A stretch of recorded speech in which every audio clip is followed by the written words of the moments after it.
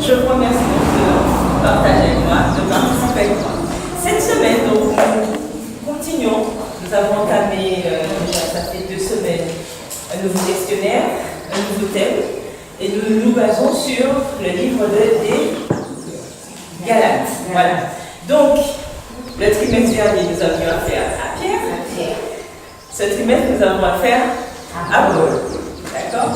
Donc, dites-moi, pour commencer, de quelle manière les premiers paragraphes de Galates commencent? Parce que nous avons essentiellement vu Galates chapitre 1er cette semaine.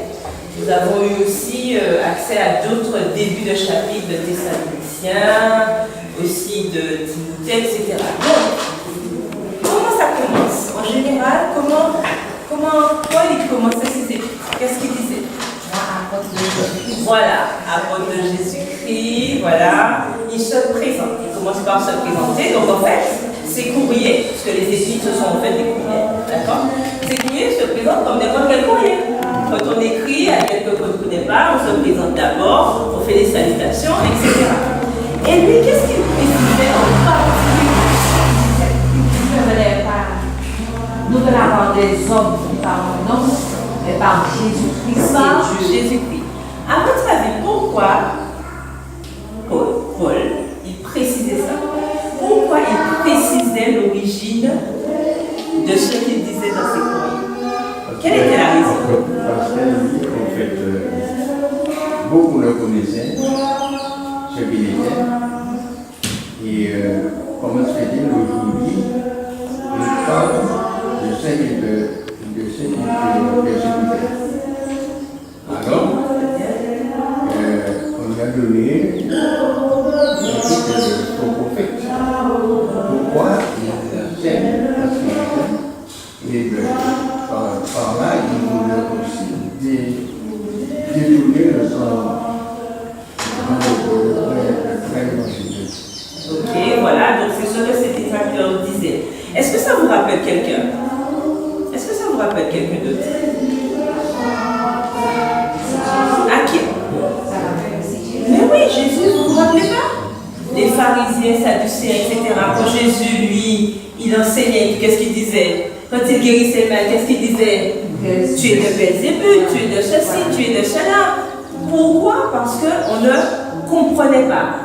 À partir du moment, en général, on ne comprend pas quelque chose, on veut toujours accuser que ça vient de X, ça vient de Y, parce qu'on ne veut pas changer les habitudes, parce que ça va à l'encontre du naturel des choses, et on est toujours à croire que ça ne vient pas de Dieu. Et Paul, il a fait la même chose, il a vécu la même chose, puisqu'il avait aussi des amis, il avait aussi des détracteurs, donc des gens qui étaient contre cet évangile. Parce qu'il ne faut pas oublier, comme on l'a vu le trimestre dernier, que certaines personnes ne croyaient pas en Jésus.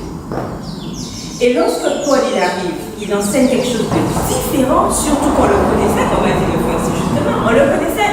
Il était le persécuteur au départ. Il était le premier à être contre Christ. Et comment ça se fait que subitement, il commence à parler de Jésus, il prône l'évangile, il parle de ce Jésus que tout le monde voulait mettre de côté. C'est pas normal. Donc forcément, qu'est-ce qui se passe?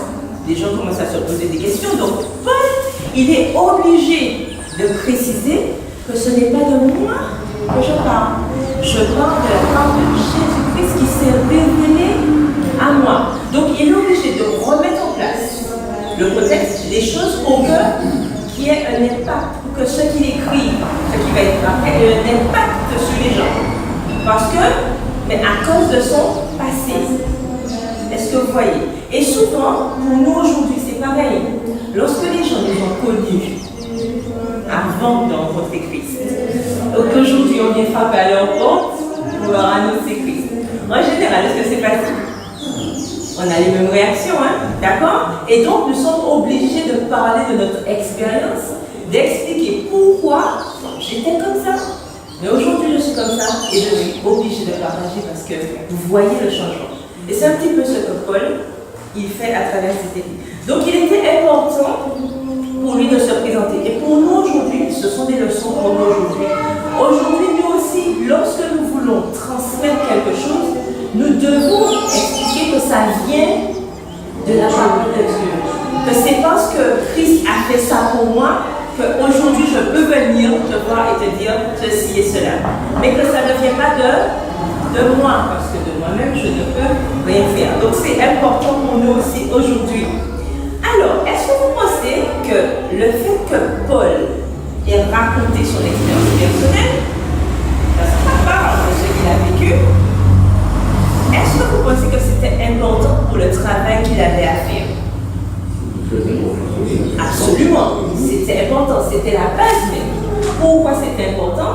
Tout simplement par rapport à ce qu'il avait vécu. Il était important que les gens sachent que Paul avait rencontré Christ. Parce qu'il n'était pas un contemporain. Rappelez-vous que les gens qui étaient contre lui disaient oui, bon Pierre. Ok? Vous savez que Pierre, il a vécu avec Jésus. Mais lui là, c'est qui? On ne sait pas. Et puis il n'était pas là quand Jésus était là. Qu'est-ce qu'il vient nous raconter? C'est un petit peu ça. Mais il était important pour lui d'expliquer aux gens quoi? Ok, je n'étais pas contemporain de Jésus, mais, et d'ailleurs il fait référence, vous vous rappelez dans Acte 1, à Pierre. Moi je suis en train de vous dire ce que Pierre de toute façon, il vous a dit déjà. Donc je suis dans le droit fil de ce que Dieu m'a donné. Et vous voyez que ce que je dis et ce que Pierre vous dit, c'est la même chose et il n'y a pas de différence. Et nous aujourd'hui c'est pareil. Lorsque nous allons annoncer l'évangile, comment devons-nous le faire? Puisque nous aussi nous avons une mission. Nous sommes des Pierre, nous sommes des Paul, nous sommes, n'est-ce pas, des Sylvain, des Barnabas, etc. Alors, comment devons-nous faire ça? Comment annoncer cette transmission? Comment on annonce l'évangile? Comment on fait les gens comprendre que ce que nous disons est de la parole de Dieu? Qu'est-ce qu'on doit faire? Présenter la Bible, présenter Jésus. Mettre Jésus en premier. Nous ne devons pas arriver en donneur d'ordre ou en moralisateur. Est-ce qu'on est d'accord? On doit mettre en avant d'abord Jésus-Christ et la parole de Dieu. C'est pas moi qui le dis. Voilà ce que dit la parole de Dieu. Déjà, il faut oui, bien sûr. On l'avait vu, voilà, on l'a vu avec Pierre. Une relation étroite avec Dieu. Tout à fait. Et l'autorité de Pierre vient de la Bible. Et de Paul aussi. De Paul. Oui, de Paul. Tout à fait. Nous devons connaître cette parole parce que lorsque nous allons dire quelque chose à quelqu'un, il faut qu'on soit capable de montrer que ça se trouve dans la Bible. Et pour être capable de le faire, il faut connaître. Parce que c'est pas comme vous vous retrouvez devant la personne, quand Dieu a tenté le monde qui a donné son fils et dit oui, mais c'est où dans la Bible? Qui a écrit ça? Dans quel contexte? À quel moment? Si on vous demande ça, alors vous vous retrouvez comment là? Il faut connaître. Et c'est pour ça qu'il faut sonder les Écritures constamment. Parce qu'on peut se retrouver à n'importe quel moment, dans n'importe quelle circonstance, au supermarché, quel que soit. On peut se retrouver à devoir prêcher, même pour 2 minutes. Il faut connaître et savoir défendre ce message, tout comme Paul a su le faire. En saluant la personne, par exemple, on se rencontre, bonjour, comment ça va, bonne nouvelle vous. On raconte ce que Dieu a fait pour nous. Ah, si mon Dieu partait là, je vais te demander de cette façon. Alors on raconte son expérience avec Dieu. Tout à fait. Ok. Alors, maintenant, dans la manière que Paul écrit, qu'est-ce qu'on ressent à travers ses écrits quand il écrit? Justement, le mot est revenu dans le titre. Quand il écrit, quand on lit les épîtres de Paul, on sent une certaine autorité. Vous ne ressentez pas ça quand vous les écoutez? Oui. Je vous l'affirme, je vous dis, d'accord? Donc, en fait, il est sûr de lui. Quelqu'un qui a de l'autorité, c'est quelqu'un qui est sûr de lui. Donc ça veut dire qu'il a la foi. Il croit à tout ce qu'il dit. Voilà. Alors que c'est pas évident. Il a la foi au retour de Jésus, il a la foi dans la résurrection, il a la foi en plein de choses. Des choses qui sont abstraites quand on n'a pas la foi. Tout à fait. Alors, lui, il présentait Jésus et dans cette autorité qu'il a justement, comment faisait-il passer ce message? Comment les gens gens percevaient ce que Paul disait en fait? Qu'est-ce que les gens retenaient? Qu'est-ce qu'ils devaient retenir? Quel était son objectif? Ils devaient retenir quoi? Parce qu'au début aussi de ces écrits, il parlait toujours de faits particuliers, qui est le sacrifice de Jésus pour nous. Il le dit par Jésus-Christ, par lequel nous avons le salut. Dans Acte 1er, nous avons le salut. Et plusieurs fois, il répète ce même type de choses pour marquer que c'est grâce à Jésus-Christ que nous avons accès au salut et que c'est ce salut que je viens vous annoncer. En gros, si Jésus n'était pas là, je ne serais pas là. En gros, c'est ce qu'il dit. Et quelque part, il veut que les gens retiennent aussi que si Jésus n'était pas là, vous non plus, vous n'auriez pas pu avoir accès à cette vérité que je vous transmets aujourd'hui. Donc, c'est pour ça qu'il est important pour nous de mettre toujours en avant Jésus d'abord, puisque Jésus, c'est la base de ce que nous avons à dire. S'il n'y a pas Jésus, il n'y a pas d'évangélisation. C'est quoi l'évangile? Puisqu'on nous parle d'autorité et de son évangile. Est-ce qu'il s'agit de l'évangile de Paul? Mais non. Est-ce qu'il y a plusieurs évangiles? Mais non. Il y a l'évangile, il n'y a pas l'évangile. Et l'évangile, c'est quoi?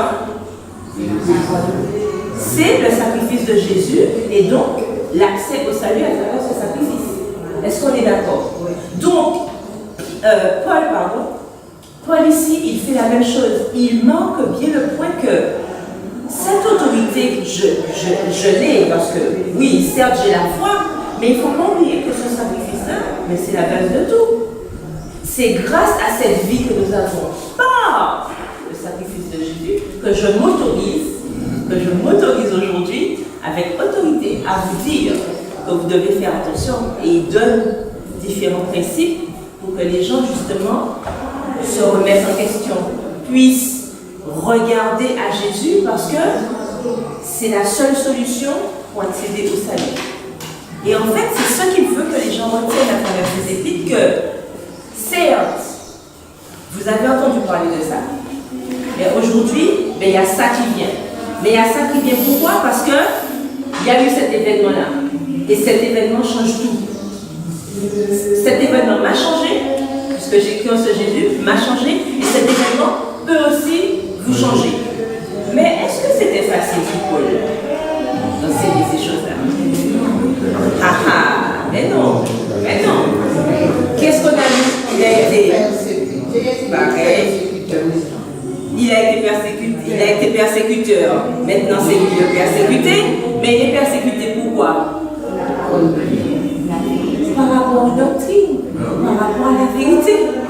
Parce que, une fois qu'il a dit ça, qu'est-ce que les gens de l'époque, là, enfin les dirigeants de l'époque, certains, ils ont commencé à dire quoi? À part le fait qu'effectivement, il était persécuteur, etc. Qu'est-ce qu'ils ont commencé à dire? On l'a vu dans Acte 1er aussi. Galate. Il y a eu ces histoires de... Comment Dieu l'a appris? Pas aussi un enseignement des apôtres, mais aussi Dieu Jésus. Oui, Dieu Jésus-Christ, effectivement. Vous vous rappelez qu'ils ont commencé à parler de cette histoire de séduction. Il faut ceci, il faut cela, et c'est pas normal. Et la loi de Moïse, Pierre en avait déjà parlé, Paul se retrouve face à la même situation, et Paul arrive même à leur dire, mais je ne comprends pas. Dernièrement, je vous ai enseigné quelque chose, et j'entends que d'autres personnes sont venues vous annoncer un évangile. C'est quoi cette histoire? Et quel mot Paul utilise pour bien montrer qu'il faut faire attention à ce genre d'enseignement inutile qui ne mène nulle part? Un mot qui commence par A. Anathème. C'est une malédiction, hein, ça, quand on vous dit que vous êtes anathème. Vous savez ça? C'est une malédiction. Ça veut dire que vous n'êtes pas dedans du tout, vous êtes maudit. Et les détracteurs se retrouvent dans l'église. Mais bien sûr, c'est à l'intérieur, puisque ce sont d'autres docteurs de la loi, entre guillemets, qui semaient la zizanie. Et qu'est-ce que Paul leur dit? Et ça, c'est une leçon pour nous aussi. Il leur dit que ce soit moi, quelqu'un d'autre qui viendrait vous annoncer un autre évangile, considérez-le comme anathème. Alors, ce ne sont pas les mots exacts, mais je suis en train de paraphraser, mais c'est ce qu'il dit en fait.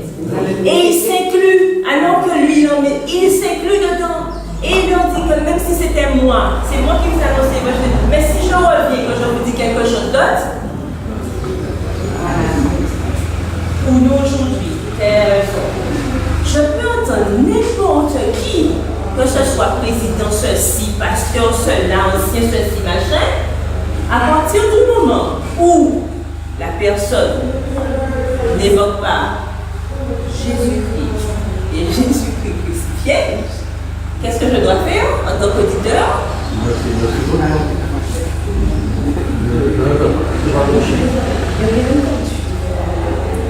Pourquoi j'ai rien entendu? Parce que la base n'est pas là. Vous êtes trouvé si facilement, je ne sais pas. Vraiment, à votre avis, pourquoi ces gens-là se sont laissés troubler facilement? Parce que vous le dites. Parce que dans l'église, il y avait des qui se sont convertis. Il n'y avait pas trop de fondement. Ok. Ils n'ont pas continué à approfondir la parole. Ok.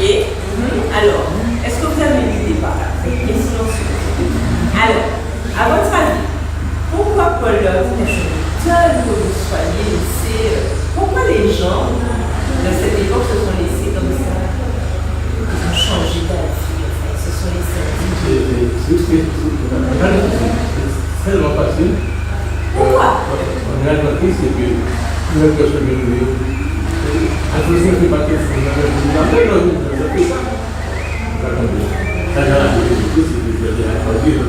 D'accord, alors ça donne un indice sur la réponse qu'on pourrait donner. Les gens se sont laissés troubler, pourquoi? Parce qu'ils se sont concentrés sur l'homme et pas sur le message. C'est là le danger. Ah ouais, il prêche bien, il marche bien, ce qu'il dit il fait, etc. Machin. Non, on trouve la personne formée là, etc. Pouf, la personne tombe dans un piège. Qu'est-ce qui nous arrive aussi? Pourquoi? Parce qu'on était focalisé sur la personne et pas sur le message. Mais si on est concentré sur le message, on ne tombe pas. Quel que soit ce qui. Mais on ne tombe pas dans des pièges. Puisque c'est le message qui va nous mener au ciel et pas la personne. Et ça, c'est important pour nous. Il ne faut pas avoir, ah oui, le pasteur était frère, ah oui, prêche bien, machin. Il est là, ah ouais, j'aime bien ce prédicateur-là. Mais est-ce que c'est le prédicateur qu'il faut aimer? Est-ce que c'est. Qu'est-ce que. C'est la parole. Et c'est ce qui arrive aux Galates. Puisque quand on a commencé à leur dire, parce que certains ne connaissaient pas Paul, et d'ailleurs il le dit, quand il a été en Cilicie, il a été tout ça, ces gens-là ne me connaissaient pas, mais ils savaient juste que j'avais été persécuteur, etc. Donc c'est ça que les dictateurs ont commencé à faire. Ils ont commencé à dire que, vous savez, Paul veut vous voir, mais attendez, Paul était ceci, il était cela, il a fait ci. Tu sais pas que t'es pourquoi de qui était Paul? Non, mais tu écoutes ce gars-là. Mais ce gars, il a fait ça, il a fait ça. Eh bien, à partir de ce moment-là, qu'est-ce qui se passe? En plus, c'était vrai. Oui, c'était vrai. Mais le problème, c'est que les gens commençaient à être déçus. Voilà. Puisque comme ils ne connaissaient pas avant, donc ils ont pris la vérité. Mais quand d'autres personnes sont passées derrière leur dit, ouais, tu connais même, tu sais pas de qui il s'agit. Mais comment une personne comme ça peut t'annoncer Jésus? Mais attends, tu rigoles. Mais ce qu'il dit là, c'est pas vrai, etc. Mais à partir de ce moment-là, mais est-ce qu'aujourd'hui ça nous arrive là aussi? Bien sûr. On entend une parole. On entend une parole de vérité. Dieu nous parle. Il frappe comme il dit. Voici je frappe. Si quelqu'un frappe, elle frappe. On a entendu. Mais qu'est-ce qu'on nous dit? Amen. Qu'est-ce que quand tu vas chez les adventistes, comment tu ne connais pas ces gens-là? Il faut ça, machin. Mais est-ce que c'est une histoire d'adventiste, de machin? C'est quoi? C'est quoi l'objectif? La vérité. C'est ça la vérité. La vérité se trouve où? Dans la parole de Dieu. C'est ça qui doit nous mettre sur la voie. C'est pas une question de religion. Est-ce qu'on est d'accord? C'est pas une question de religion. C'est une question de est-ce qu'on me dit la vérité? Il faut faire comme les Béguéens pour pouvoir Si ce qu'on me dit était vrai. C'est ça en fait. Il ne faut pas s'attendre que quelqu'un vous dise ah ouais, non. Est-ce que je peux vérifier à l'aune de la parole de Dieu que ce qu'on me dit est vrai? À partir du moment où c'est dans la parole de Dieu, il n'y a pas de problème. Parce que n'importe qui peut m'enseigner une leçon de la parole de Dieu. On est d'accord? Oui, oui. N'importe qui. Regardez pas là. Dieu est passé par une ânesse, comme ça, il n'entendait pas. Un animal lui a parlé. Donc, en fait, c'est Dieu qui décide. Donc, à partir du moment où c'est la parole de Dieu, il n'y a pas de souci. Néanmoins, je dois faire attention à ne pas me laisser piéger. Parce que je dois toujours faire attention au message et pas à la personne qui me transmet ce message. Ok? C'est vrai que Dieu, la parole nous dit, c'est à leur fruit que vous les reconnaîtrez. Que la parole nous dit que nous devons faire attention. Est-ce que ce que la personne dit est en rapport avec la parole de Dieu? Donc, nous avons des principes que nous devons mettre en place. C'est vrai. Mais parfois, il y a une vérité qui passe et qui nous passe à côté parce que nous sommes focalisés sur la personne et pas sur la parole. Donc, c'est important. Oui. À la victoire, quand Jésus nous dit, vous sondez les Écritures, parce que vous pensez savoir la vérité. Ce sont peut-être des témoignages de moi. Alors, il y a une chose, de ne pas nous borner à écouter les bons paroles, à écouter les bons petits. Mais nous devons nous tourner vers les Saintes Écritures, qui est la parole de Dieu. Et une fois, et la parole continue en disant, ne vous bornez pas la lire, mais mettez-la en pratique. Parce que ça, c'est important aussi. Et c'est pour ça qu'il est vraiment d'une importance capitale que nous ne fassions pas attention aux autres, mais que nous regardions à nous. Parce que bien que nous soyons en communauté, le salut reste individuel. Quand Jésus reviendra et que nous aurons nos comptes à rendre, nous ferons solde de tout compte, parce que ça arrivera un jour. Il ne faudra pas qu'on puisse dire, mais et tel, mais j'ai vu un tel. Non, on sera tout seul. Et on va porter nos problèmes tout seul. On aura à porter nos conséquences seuls. Alors c'est pour ça que, quel que soit, que nous soyons mariés, célibataires, quel que soit un jeune enfant, quel que soit, nous devons faire notre propre expérience avec Dieu, faire notre bilan personnel avec notre Dieu, parce que lorsqu'il reviendra, nous serons seuls. Face à ça, on ne pourra pas dire oui, mais ma femme faisait ça, ma femme a dit ça, on va aller. On pourra pas. Donc, c'est pour ça que nous devons absolument bâtir cette relation avec Dieu. Puisque lorsque nous sommes devant certaines difficultés doctrinales, puisque nous avons des difficultés, tu disais tout à l'heure que c'est à l'église même qu'on trouvait parfois des gens qui allaient à comprendre de la vérité, est-ce que ça se passe pas chez nous aujourd'hui? Pouvez-vous me donner des exemples, 2-3 exemples doctrinaux? D'accord? Quels sont les problèmes doctrinaux que nous avons aujourd'hui dans notre église? C'est-à-dire que vous avez dit tout à l'heure, c'est que ils savent tous les apôtres, ils ont connu Jésus, ils ont fait, comme dit les gens, et grâce avec Paul, avec les apôtres, tandis que lui, au moment il était avec Jésus, la naissance de Jésus, jusqu'à ce qu'on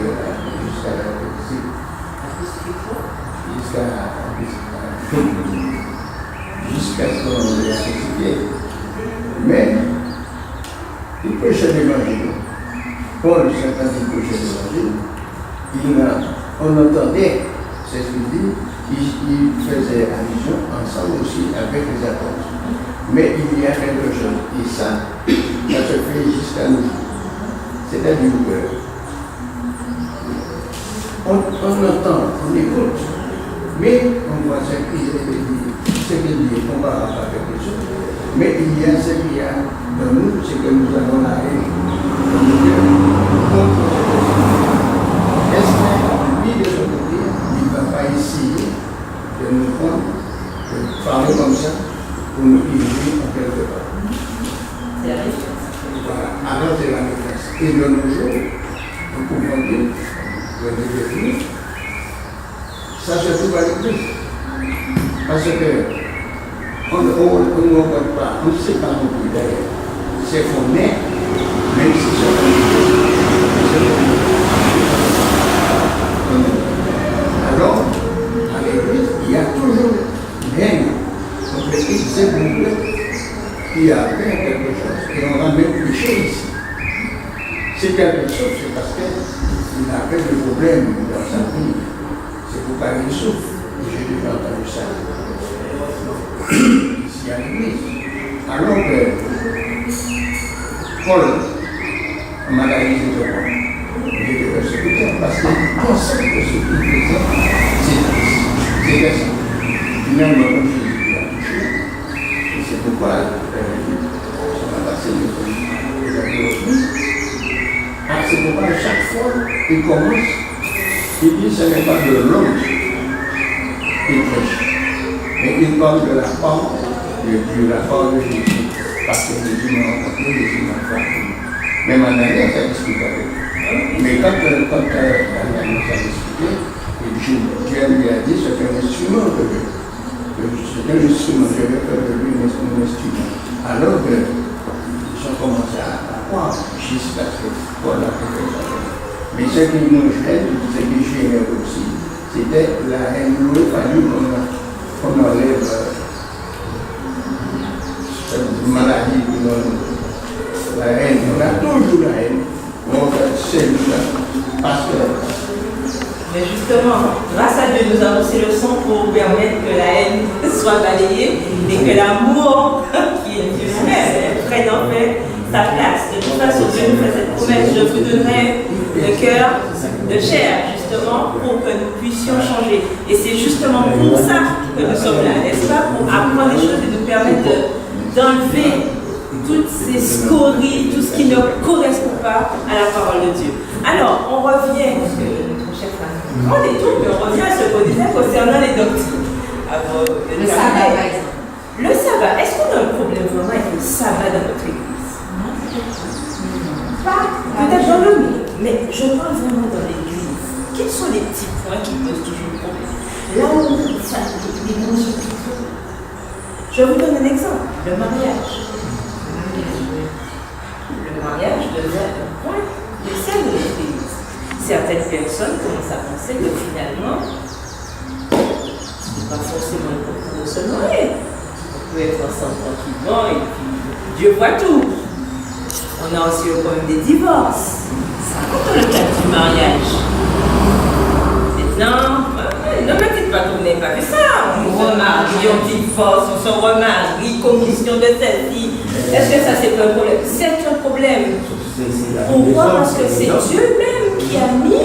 Qu'est-ce qui a instauré le mariage? Est-ce que c'est nous? C'est Dieu. C'est Dieu. Alors, c'est bien quand ça chacune. Alors. Pas forcément concernant le mariage. Mais tout à l'heure, je me sais bien, quand vous avez souligné, quand on a parlé du salut individuel et de tout ça, je ne sais pas, parce que je ne suis pas je chemine, mais je ne suis pas. Nous sommes là pour discuter. Et j'ai pu comprendre que Jésus disait que si un seul se tenait à la pêche, il serait capable de sauver lui, sa famille et même son pays. J'ai pu comprendre ça une fois. Je ne sais pas où j'ai lu ça dans la Bible, mais il me semble que j'ai lu ça aussi. Alors, partons de ce principe. Si dans ma famille, je me tiens avec elle, sans que tous les autres soient dans la nature et qu'ils fassent des choses qui ne soient pas conformes à la volonté de Dieu. Et tout, mais qui sont. Ce n'est pas une question de religion, c'est une question de relation avec Dieu. Relation avec son Dieu. avec Dieu. C'est pour ça, mon frère, tu fais tes affaires, tu te contrôles dans la parole de Dieu, il va être derrière, tu t'en occupes. Voilà, c'est ça. Ce que le pasteur peut dire, ça n'est pas tout problème. C'est pour ça que j'ai précisé tout à l'heure, vous vous rappelez que- voilà, c'est pour ça que j'ai précisé tout à l'heure que lorsque Jésus reviendra, nous serons seuls face à lui et on ne pourra pas dire que c'est X, Y, Z. Le machin qui avait la haine dans le cœur, et moi aussi j'avais de la nervosité, chaque fois que je le voyais passer, ça me... Ça, c'est justement pour ça que nous devons faire ce cheminement avec Dieu. Et c'est pour ça que par rapport à la leçon, et puis par rapport à ce que tu viens d'expliquer, je me suis posé la question qu'à la fin, il y aura qu'une religion. Enfin, quand je dis religion, le tronc, voilà. La parole de Dieu dit qu'il y aura un peu. Parce que le tronc, il est commun, c'est-à-dire qui obéit à la parole de Dieu. Voilà, et qui ont la foi de Jésus. Voilà, et quand tu dis qu'il y aura des surprises, parce que madame White dit que volontairement, dans le livre Préparation de la Christina, volontairement, il retient certaines personnes d'aller autant de peur que ces gens-là le soir, refroidis. Voilà, voilà. Donc ces gens-là qui sont partout, on va les retrouver. Donc il y aura pas une question de ce peuple religieux là-bas. Voilà, c'est pas ça. C'est ça. Parce que Exact. la parole de Dieu ne nous parle pas de religion, mais nous parle du peuple de Dieu. Voilà, Le là, on n'a jamais c'est le 4e commandement, là, le sabbat. Ça, Le sabbat. on sait qu'il faut respecter les 10. On y arrive où ça sera le dimanche qui sera vraiment le jour. On y arrive, mais doucement, hein, oui. Parce que depuis le dernier siècle, là, ils avaient institué le dimanche comme le dernier fameux jour. Oui, non, mais il ne faut pas oublier. Mais on doit se battre fortement et lourdement pour ça. Mais de toute façon, à un moment donné, il faut qu'on soit clair. C'est pour ça qu'il est important de forger cette relation solide avec Dieu. Parce qu'à un moment donné, et ça se passe déjà dans notre vie aujourd'hui, mais lorsque les choses seront vraiment compliquées, c'est simple. Ce sont les plus forts qui resteront. C'est simple, parce qu'il faudra faire un choix clair. Il n'y a pas de milieu. C'est soit on est à droite, soit on est à gauche. Soit on est avec Dieu, soit on est avec Dieu. Il n'y a pas de milieu. Sachant que l'Éternel nous demande d'observer ses commandements. Quels sont ces commandements? Nous ne les connaissons pas. Oui, ils sont 10. Ouais. Il y en a 10, il n'y en a pas 9, il n'y en a pas 8, il y en a 10. Donc, respecter ces commandements, c'est aller jusqu'au bout du commandement. C'est pas je peux complètement, etc. C'est être ferme. Parce que Paul même il dit, je fais le mal que je ne pas, je ne fais pas le bien que je voudrais faire. Ça veut dire que nous sommes jusqu'au bout de Jésus dans une lutte constante, permanente, d'accord, pour rester fermement accroché à Dieu. Ce n'est pas pour dire que les exemples de ces hommes et ces femmes de la Bible sont là. C'est pour nous servir de témoignage. Nous savons que nous sommes dans une lutte. Mais cette lutte, nous devons chaque jour marcher à genoux devant Dieu. Je parlais d'humilité la dernière fois. Nous devons nous humilier devant Dieu tout le temps. C'est pour ça que nous devons tout le temps lui demander de nous aider. Parce que c'est un combat. Parce que nous péchons sans même le savoir.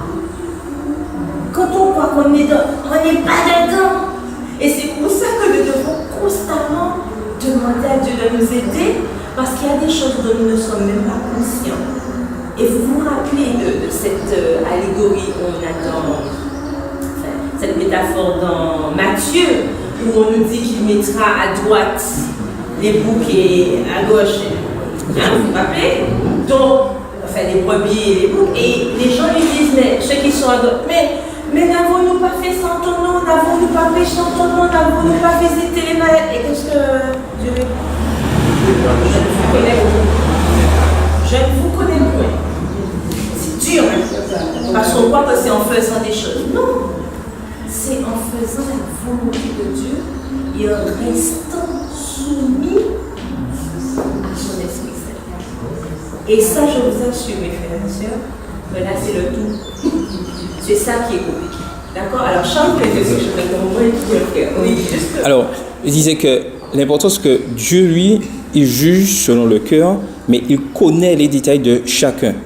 Et l'ennemi, ce qu'il cherche le plus souvent, et c'est là que nous devons faire attention pour ne pas être distrait, l'ennemi cherche à ce que nous regardions ce que les autres font par rapport à leur comportement pour dire, bon, par rapport à un tel fait ça, moi, ok, ben ça veut dire que je suis dans la bonne voie. Alors que c'est pas ça. Et chacun sera jugé selon ses connaissances et la manière que l'Esprit lui a permis de comprendre les choses. Parce que Paul, on a vu, il a arrêté brusquement sur le chemin de Damas. Mais tout le monde, à un moment, l'Esprit Saint parle et il a une décision à prendre. Paul pouvait refuser de dire ah non, je ne reconnais pas cette voie, je continue dans cette voie-là. Mais il a accepté. La question aujourd'hui, lorsque l'Esprit agit, lorsque l'Esprit nous parle, est-ce que je réponds positivement à cet appel ou est-ce que je rejette? Et là, la clé est là. Lorsque je rejette, je me mets sur le chemin de Satan. Et l'ennemi, lui, il fait tout pour nous distraire. Et si je porte mes regards sur les autres, si je porte mes regards sur ce que fait l'Église et je ne regarde pas ce que moi je fais par rapport à la parole de Dieu, je suis en danger. En fait, donc nous voyons avec tout ça que nous devons faire attention. Et c'est pour ça que Paul, il voulait bien préciser, même si le titre de la leçon c'est on nous parle d'autorité et de son évangile, bien marqué que ça reste Jésus-Christ la base. D'accord? C'est Jésus-Christ, notre seul modèle, c'est Jésus-Christ. C'est très important. Même si c'est vrai que sur terre, nous pouvons avoir des compagnons de prière, des compagnons de service, nous pouvons avoir des gens, des mentors, nous pouvons avoir des gens qui pour nous, entre guillemets, sont des modèles, c'est-à-dire que des gens qui nous aident à façonner notre relation avec Dieu, mais notre relation doit rester toujours tout à fait. Tout à fait, d'accord? Et donc je pense que nous devons conclure, parce que le temps est arrivé. Donc, pour avoir justement cette assurance, ne pas oublier que nous devons absolument avoir une relation personnelle avec Dieu. Intime, on parle d'intimité. Et même non seulement intime, mais continuelle, constante. Vous savez, c'est ça. Il ne faut pas que notre relation s'arrête, qu'on arrête, parce qu'on ne sait pas, le jour où on arrête une fois, ce sera fini. Donc nous devons toujours aller de l'avant, même si c'est coupé, coupant, on boite, on se traîne en machin, on reste avec Jésus parce qu'on sait que c'est là la solution et que c'est le seul endroit où nous pourrons trouver le réconfort. Tout ce dont nous avons besoin, c'est en Jésus-Christ. Et donc, pour terminer, je dirais que malgré l'autorité dont il fait preuve dans ses épîtres, on voit que la doctrine que Paul enseignait n'était pas discordante avec la parole de Dieu. Et c'est une leçon pour nous aujourd'hui.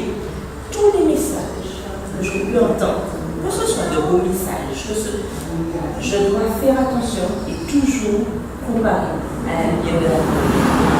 C'est le plus important pour nous parce que c'est le seul moyen pour nous d'être sûrs de ne pas nous tromper. Et pour être sûr, bien sûr, il faut sonder la parole de Dieu. Alors que l'Éternel nous bénisse, j'espère que nous tirons une belle leçon de cette semaine et bonne étude pour la semaine prochaine. Amen. Donc il y a quelque chose, c'est que le mot religion, nous sommes c'est notre relation avec Dieu. Alors je vous propose de prier. Si vous voulez bien, à moi de vous séparer. Tu veux bien prier pour nous, s'il te plaît?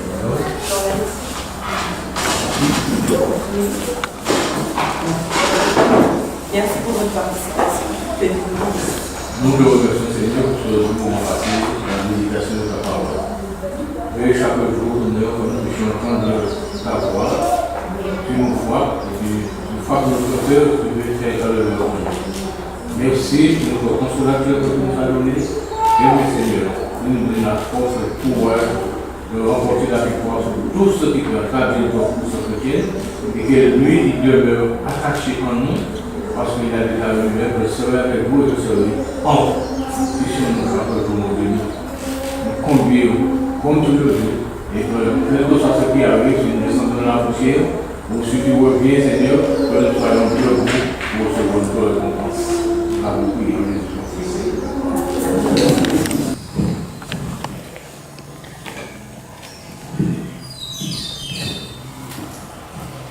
Le monde s'ébrouille dans l'air, il faut dire la vérité. Il n'a pas besoin de nous pour lui parler de rien et de tout.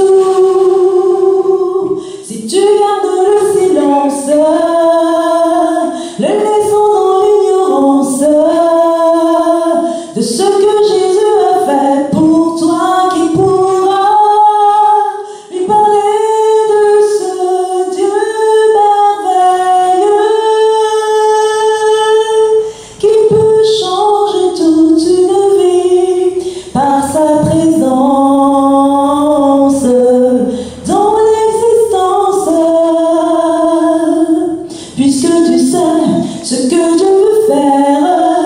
Vas-y, n'aie pas peur.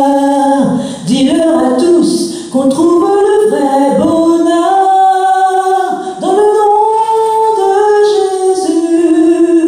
Oui, dans le nom de Jésus. Le monde sait plus où il en est. Il faut lui dire la vérité. Il n'a pas besoin de nous pour lui parler de rien et de tout. Si tu gardes le silence, le laissant dans l'ignorance de ce que Jésus a fait pour toi, qui pourra lui parler de ce Dieu merveilleux qui peut changer toute une vie par sa présence dans l'existence. Il n'a pas dit que tu serais aimé, il ne l'a pas été. L'honneur, la gloire, tu les auras dans le ciel, avec lui pour toujours. Mais en attendant ce jour, le monde sait plus où il en est. Il faut lui dire la vérité. Il n'a pas besoin de nous pour lui parler de rien et de tout. Si tu gardes le silence, le laissant dans l'ignorance de ce que Jésus a fait pour toi, qui pourra lui parler de ce Dieu merveilleux qui peut changer toute une vie, changer une vie par sa présence.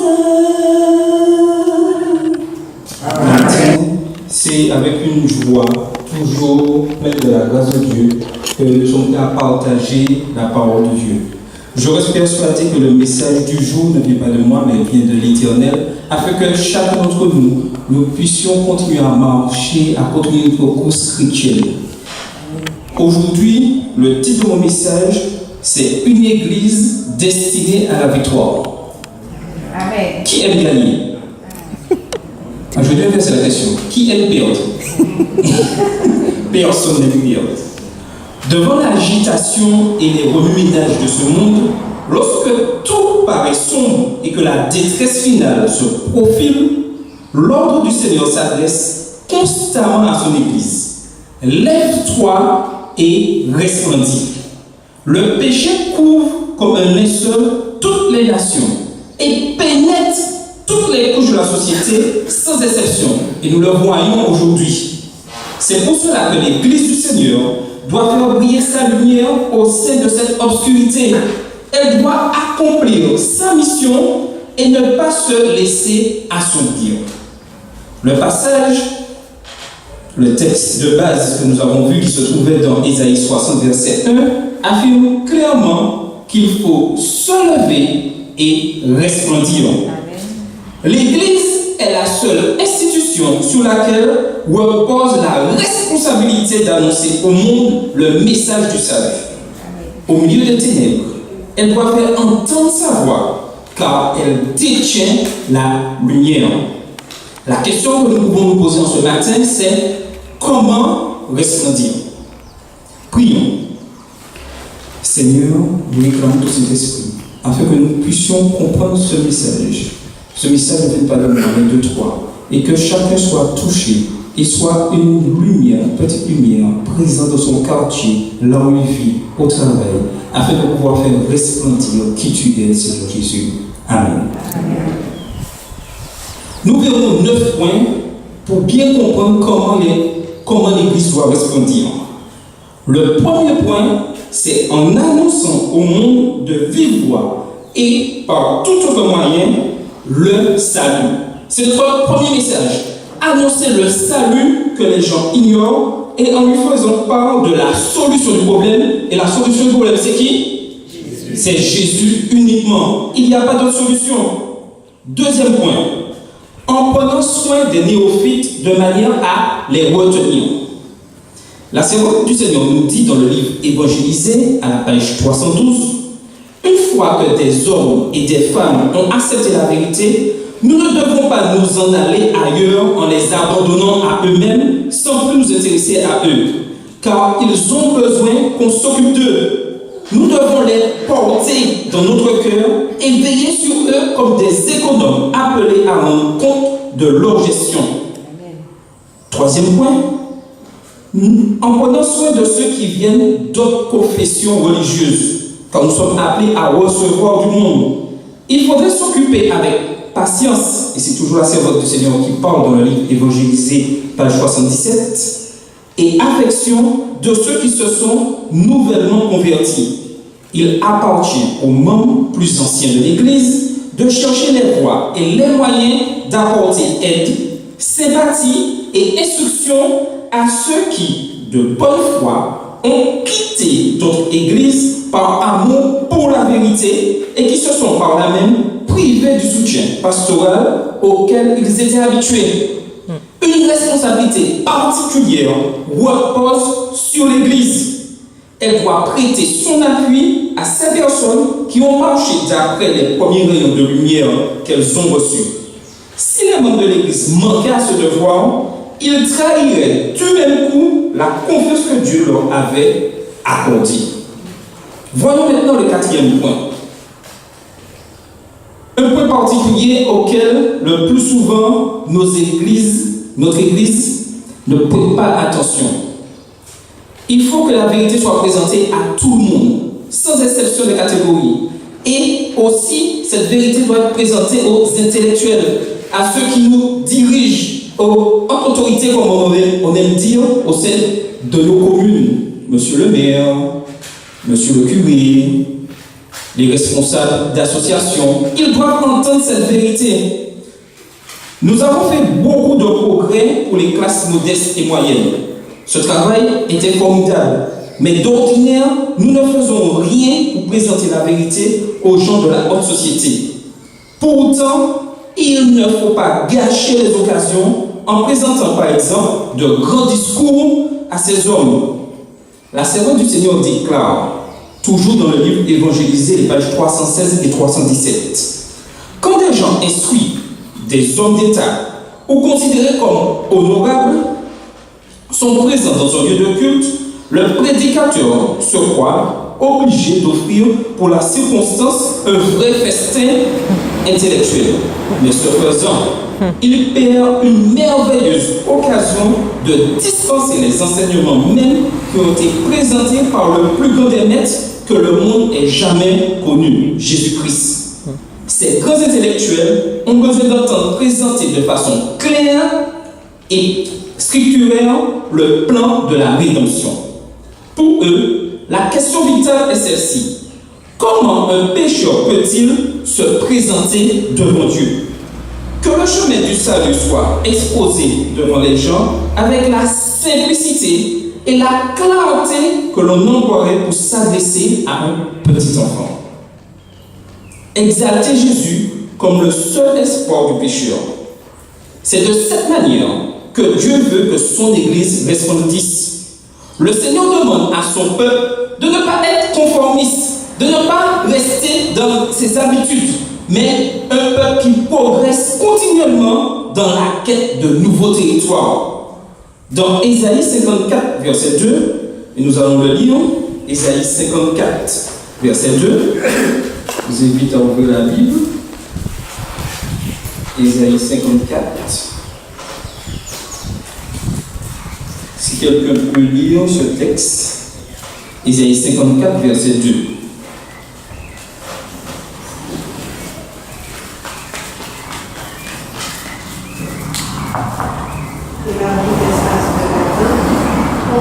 Les couvertures de son demeure, ne retire pas, allonge tes fondages et affermis tes pieds. Chaque membre d'église doit prendre connaissance de ce passage et se l'approprier.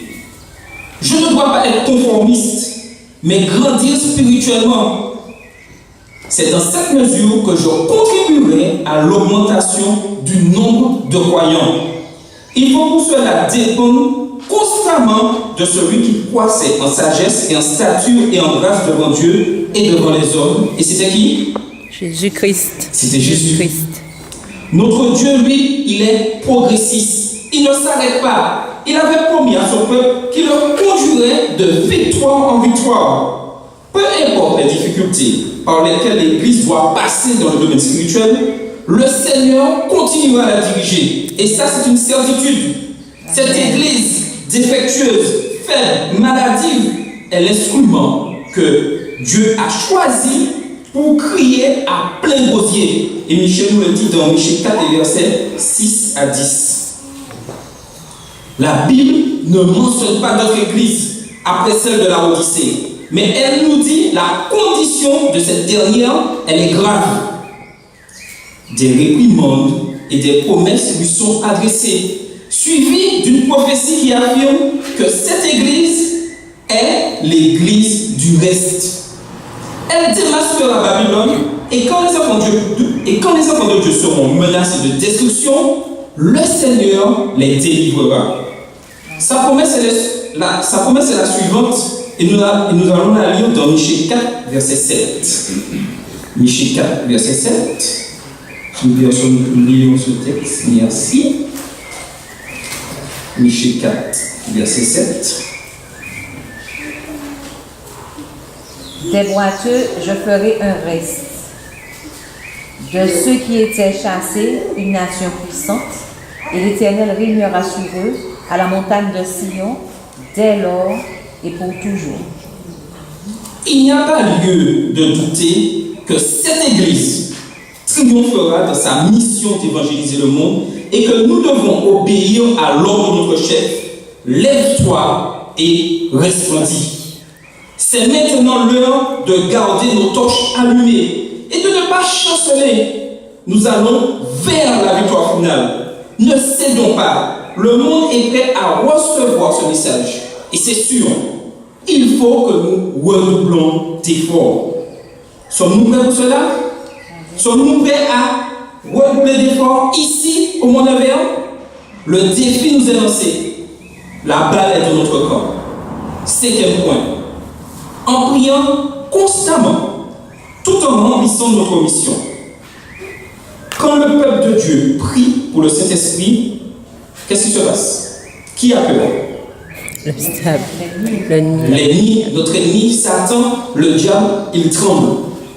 Il n'a rien que Satan crée davantage que de voir le peuple de Dieu débarrasser le chemin de tout obstacle pour permettre au Seigneur de répandre son esprit sur des assemblées pénitentes et assoiffées.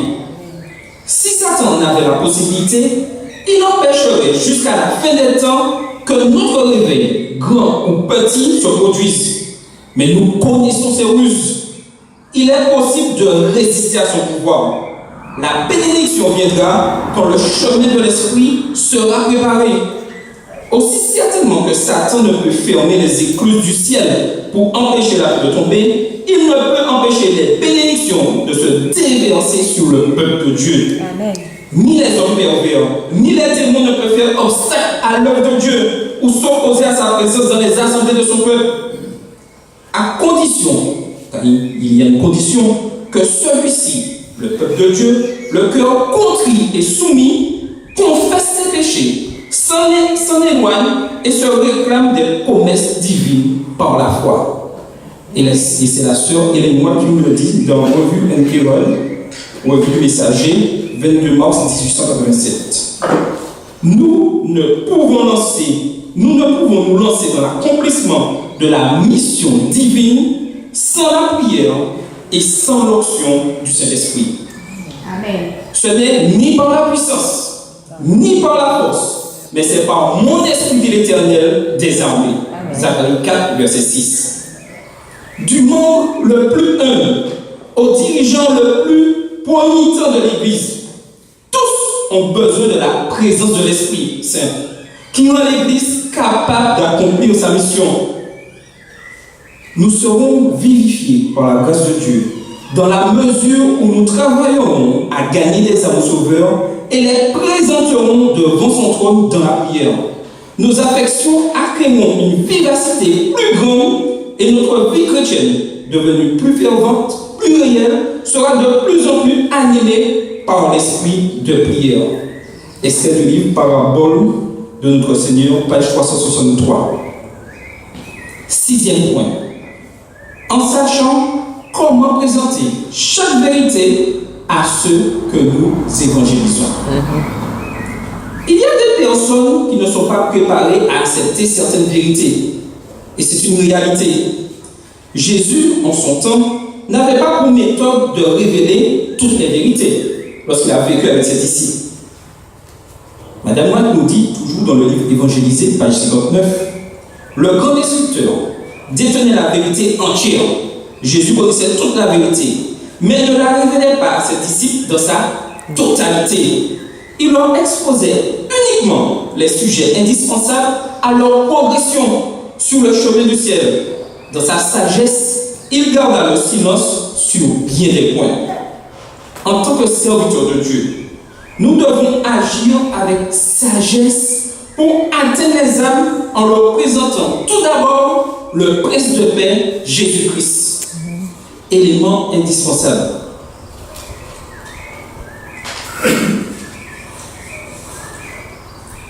Quand ils auront éprouvé de l'amour pour Jésus, à ce moment-là, il leur sera facile d'accepter ces doctrines.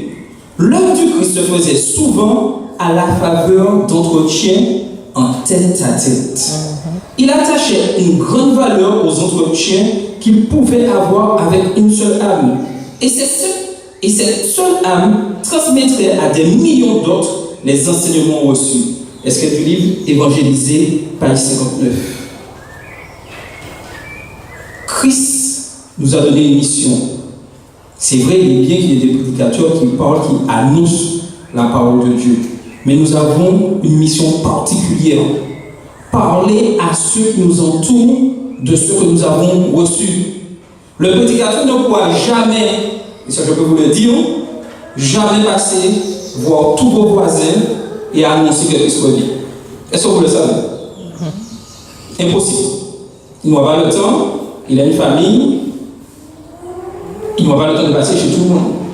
C'est à chacun de nous, individuellement, de parler de ce que Christ a fait à nos voisins. Et c'est là le meilleur témoignage. Et ensuite, l'Esprit Saint fera la suite afin que ces gens viennent et acceptent Jésus-Christ. 7e point. En investissant nos ressources et encourageant nos frères à faire de même. Le nerf de la guerre, c'est l'argent. Et le plus souvent, quand on parle d'argent, nos visages brusquement changent. Qu'est-ce que l'argent vient faire dans l'évangile? Les fonds qui sont aujourd'hui si parcimonieusement investis dans la cause de Dieu et qui sont gardés si égoïstement seront dans peu de temps livrés avec toutes les idoles en pâture, au top et aux chauves-souris.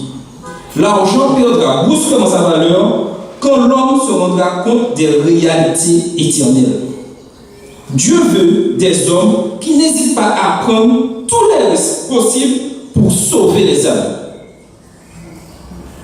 Savez-vous le prix d'une âme? Connaissez-vous le prix d'une âme? Nos richesses, tout l'argent du monde n'atteignent pas le prix d'une âme. Donc, pour sauver une âme, l'argent ne compte pas. Ceux qui refusent d'avancer 2 pouces aussi longtemps qu'ils ne voient pas clairement le chemin qui est devant eux ne pourront pas servir aujourd'hui à la diffusion de la vérité de Dieu. De nos jours, nous avons besoin d'hommes prêts à aller de l'avant aussi bien dans l'obscurité que dans la lumière. D'hommes qui resteront fermes malgré les échecs et les déconvenus et qui continueront à œuvrer avec foi, avec larmes, avec patience et espoir, semant le long des eaux. Ecclésiaste 11, verset 1. Ayant cette confiance que le Seigneur multipliera la semence. Nous ne devons pas garder cet argent pour nous, Je n'ai pas dit non plus de tout donner et de rester sans rien pour l'œuvre de Dieu. Ce n'est pas ce que Dieu a demandé. Ce n'est pas ce qu'il a demandé. Il nous demande de faire l'équilibre, de mettre cet argent à son service, de nous mettre à son service, de donner notre temps, nos talents, tout pour son service. Toutes ces méthodes doivent être mises en action pour que l'Église se maintienne éveillée en présence des ténèbres afin d'accomplir le mandat de notre Seigneur. Amen. 8e point. En ayant recours aux cérémonies du temple, toute cérémonie qui a lieu dans le temple doit se faire de manière à éveiller l'intérêt de ceux qui le visitent et n'ont pas encore pris la décision pour le Seigneur. De la présentation d'un enfant à un service de baptême, à une occasion de fête dans l'église, tous ces moments doivent être concentrés sur Jésus-Christ. Tout doit être fait pour présenter une église vivante, une église active. Et je suis sûr, et je le crois fermement dans mon cœur, que nos églises ici en Martinique, l'église ici à Mont-Nevers, nous devons être une église, doit être une église vivante, pas une église morte. Ce n'est pas le nombre de membres qui rend une église vivante. Est-ce que vous le savez? Vous pouvez avoir 2000 membres dans une église et l'église est morte. Et vous pouvez avoir 10 membres dans une église et c'est une église vivante. C'est le Saint-Esprit qui travaille en chacun d'entre nous afin de pouvoir mettre l'église en action. Souhaitons-nous que notre église soit une église d'action. Une église resplendissante, une église remplie de la puissance de cet esprit. Je suis persuadé que le Seigneur le veut et c'est le souhait qu'il souhaite pour chacun d'entre nous. 9e point et dernier point, en unissant nos efforts dans une évangélisation intégrale. Voici ce que dit la servante du Seigneur. Dans toujours Revue générale, message et Revue du Messager, 4 juillet 1893, il me fut montré dans une vision nocturne qu'un grand mouvement de réforme avait eu lieu au sein du peuple de Dieu. Les malades étaient guéris et des miracles s'étaient manifestés. On assistait à des milliers de personnes qui visitaient des familles et leur expliquaient la parole de Dieu. Si nous pouvions voir l'activité humaine comme Dieu la voit, nous comprendrions que seule l'œuvre faite avec beaucoup de prières et sanctifiée par les mérites du Christ pourra subsister au jour du jugement. En conjuguant tous les efforts de notre Église en vue de notre mission, parce que notre objectif, nous avons une mission, le salut des âmes, avec des pasteurs, enseignants, laïcs, administrateurs, jeunes, enfants, avec tout le monde rempli de l'esprit de prière et de persévérance, nous verrons des âmes affluer aux pieds du Seigneur. J'ai une question pour vous. Souhaitez-vous que des âmes viennent aux pieds du Seigneur? Oui. Souhaitez-vous qu'ici, au Mont-Nevers, d'autres personnes puissent venir participer à cette communion que vous venez prendre chaque samedi? Oui. Donc, il est temps que nous passions à l'action. Donc, j'ai une action pour vous. Comme je l'avais dit la dernière fois, je ne viens jamais sans rien. J'ai 2 livres. Le premier, de 5 réponses de la Bible.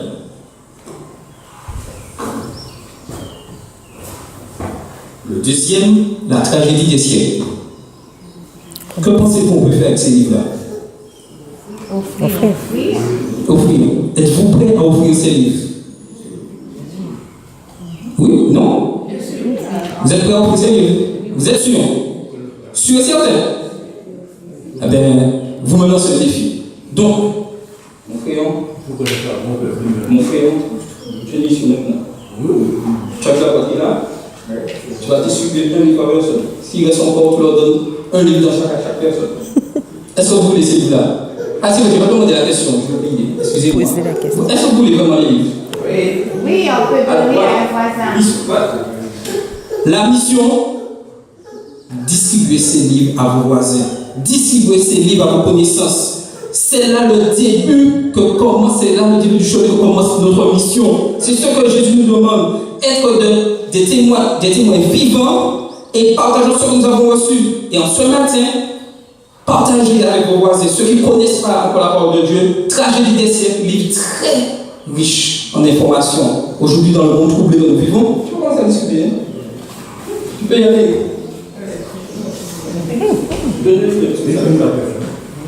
Non, c'est deux livres par personne, mais Un de chaque. Un de chaque. D'accord. Il y en a pour tout le monde. Et on pourra même peut-être doubler pour ceux qui veulent. On verra. C'est tellement lourd.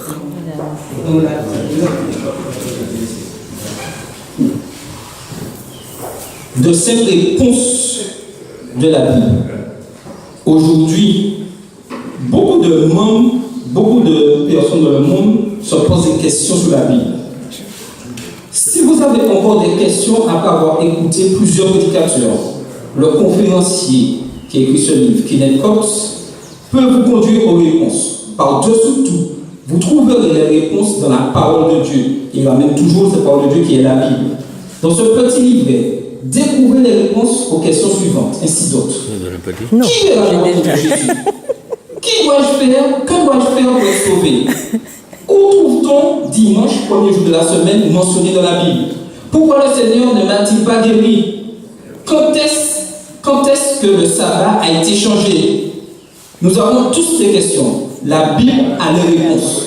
Ce petit fascicule vous aidera à les trouver. Alors, tout le monde reçoit. Et ici, là, nous avons la tragédie des siècles, livre que nous connaissons, mais là, c'est qui est surtout adressé à ceux qui connaissent encore la parole de Dieu. Et il nous est dit, dans un monde où tous les domaines sont perpétuellement soumis à des remous déstabilisants, il est relativement facile de s'abandonner au désespoir. Le mot crise est aujourd'hui l'un des plus utilisés pour décrire quelques-uns des scénarios les plus représentatifs de la planète. C'est ainsi qu'une crise économique a déjà marqué la vie de millions de personnes d'une trace douloureuse, apparemment indélébile. D'autre part, une crise politique crée un vide baignant dans les propositions d'organiser efficacement la société. Et comme si cela ne suffisait pas, une crise environnementale connue de tous en tant que changement climatique est venue s'y ajouter. Outre d'autres graves conséquences provoquées par la pollution des sols et des eaux, l'on peut compléter le tableau par la crise sanitaire, la crise alimentaire et entre autres celle des valeurs sociales. Vivre dans le monde actuel est devenu un défi dans tous les domaines. Par conséquent, des millions de gens apparemment condamnés à vivre en ayant perdu tout désir et illusion quant au futur sont plongés dans une frustration et un invariable désespoir. Pourtant, tout n'est pas perdu. Quelque chose d'autre dans ce monde nous assure que le futur de la planète n'est pas aussi sombre et que tout se terminera bien le moment venu. Les pages de ce livre offrent ce dont le cœur humain a tant besoin à notre époque, espoir. Ce livre est un livre d'espoir. Ce mot espoir est tout le monde le réclame. Partagez ce livre. Reste rien? Il reste. Vous voulez d'autres comment? Mais non, mais tout doit partir maintenant. Non, je fais tout. Je dois retourner avec la boîte vide chez moi. Mission boîte vide. Donc, vous n'avez pas que seul voisin, je pense qu'il y a une deuxième voisin. Il y a un deuxième collègue de travail, il y a un troisième, il y a encore du monde. Et je suis sûr que le mot espoir, vous parlez d'espoir, tout le monde aspire à ce mot, un soulagement. Quelle est la solution? Et lorsque nous avons cette solution, nous devons partager avec les autres. Il reste encore la partie vide, hein? C'est vide. J'ai les deux derniers. Ça va? Ah oui. Je dois revoir ça avec. Tiens. Tu as pris ça? D'accord. Nous pouvons coordonner, nous devons distribuer. Et c'est là notre mission. Constamment partager avec les autres ce que nous avons reçu. Et l'esprit fera le reste. Nous ne forçons personne. C'est l'esprit qui travaille. Jésus nous a donné une mission. Annoncer l'évangile au monde entier. Baptisez-les au nom du Père, du Fils et de l'Esprit. Voici notre mission. Nous ne forçons personne. L'Esprit seul fait le travail. Et j'ai bien aimé cette histoire un homme qui avait 4 amis et qui, constamment dans sa vie, cherchait à leur expliquer ce que Jésus avait fait, à les convaincre qu'il fallait qu'ils viennent à l'église, qu'ils acceptent Jésus. Un avait accepté. Après 6 mois, 8 mois, il était tout content. Un deuxième a accepté après 6 ans. 30 ans, le troisième a accepté. Malheureusement, il mourut. Mais le quatrième a accepté après sa mort. Donc, pour vous dire que notre témoignage, après notre mort, le travail continue. Nous ne savons pas. Laissons le Saint-Esprit agir. Si on présente la Bible en suivant la méthode de Jésus, nos assemblées seront profondément impressionnées par les vérités qui s'y trouvent. Les auditeurs seront convaincus qu'elle est la parole du Dieu vivant. La méthode du Christ pour sauver les âmes est la seule qui réussisse. Il se mêlait aux hommes pour leur faire du bien, leur témoignant sa sympathie et gagnant leur confiance. Est-ce que le livre Le ministère de la guérison, écrit par Hélène G. White, page 118. Afin d'être prêt pour la mission qui nous est confiée, comme toute personne qui veut travailler dans la cause du Seigneur, il nous faut de la consécration, il nous faut de l'énergie et beaucoup de temps dans nos relations avec les âmes. Et c'est uniquement par la prière que nous aurons le tact. Ainsi donc, il faut remettre tout ce que nous sommes, tout ce que nous possédons vraiment, tout entre les mains de Dieu. Amen. Amen. Et je vais vous laisser avec les paroles de ce chant. Le titre c'est Vivons comme lui. Écoutons bien les paroles. Notre mandat d'aujourd'hui est de vivre comme Jésus. Semant l'amour à chaque coin, à la maison ou au travail, à l'église ou à la ville, où que nous soyons, apportons sa lumière. Et le refrain dit, vivons comme lui, semant l'espérance. Si nous usons les talents que Jésus nous donne, son esprit descendra pour nous, armé de puissance. Et la deuxième sorte dit, pasteur, jeune, laïque, toujours en action unie, avançant sans crainte, cœur, c'est la vivangélisation, l'évangile intégral que de mettre notre vie au service de Dieu. Amen. Vivons comme lui, semant l'espérance, relevant le découragé qui est dans l'affliction. Et si nous usons les talents que Jésus nous donne, son esprit descendra pour nous armer de puissance. Que cela soit le désir de tous ceux qui composent la grande armée du Seigneur. Amen. Amen.